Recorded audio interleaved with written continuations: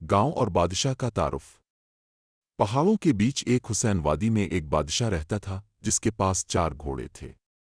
ان گھوڑوں میں سے سب سے زیادہ وفادار گھوڑا تھا آزاد۔ آزاد سیاہ رنگ کا بجلی کی سی تیز رفتار کا مالک اور آنکھوں میں غیر معمولی چمک رکھتا تھا۔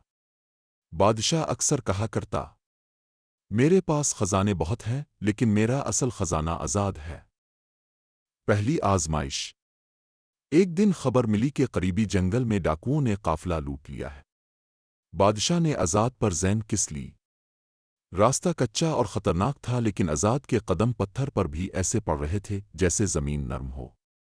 ڈاکوؤں نے حملہ کیا مگر آزاد نے اپنی تیزی اور بہادری سے بادشاہ کو نہ صرف بچایا بلکہ ایک معصوم بچی کو بھی اپنی پیٹھ پر بٹھا کر محفوظ جگہ پہنچایا۔ گاؤں والے حیران تھے کہ یہ گھوڑا صرف جانور نہیں بلکہ ایک محافظ ہے۔ دوسرا امتحان۔ چند دن بعد دشمن نے قلعے پر حملہ کرنے کا منصوبہ بنایا۔ شہر تک پیغام پہنچانا ضروری تھا۔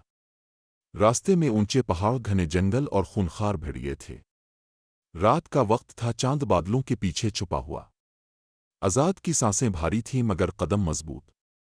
بھیڑیوں نے گھیرنے کی کوشش کی لیکن آزاد نے اپنی غیر معمولی چھلانگ اور بجلی کی رفتار سے بادشاہ کو بچا لیا۔ دریا کا کڑا امتحان۔ بارش نے طوفان کی شکل اختیار کر لی۔ دریا کا پانی الفابل رہا تھا۔ بادشاہ کے چہرے پر فکر تھی لیکن آزاد نے ایک زبردست جست لگائی اور بہتے ہوئے پانی میں کود گیا۔ دریا کی دھار دونوں کو بہا لے جانا چاہتی تھی لیکن آزاد نے اپنی پوری جان لگا کر بادشاہ کو کنارے پر پہنچا دیا۔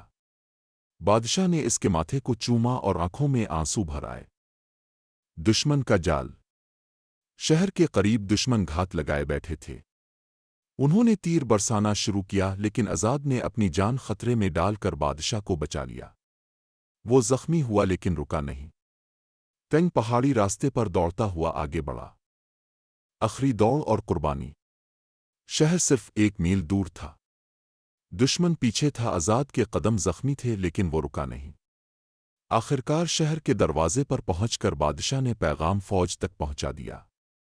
گاؤں بچ گیا، شہر بچ گیا، لیکن آزاد آخری سانسوں میں تھا۔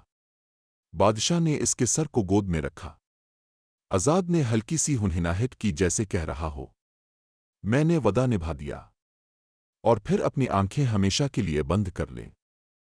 انجام۔ گاؤں والے آج بھی آزاد کو ایک ہیرو کے طور پر یاد کرتے ہیں۔ بادشاہ نے اس کے نام پر یادگار بنوائی اور کہا، شاید میں بادشاہ ہوں لیکن اصل ہیرو میرا گھوڑا آزاد ہے۔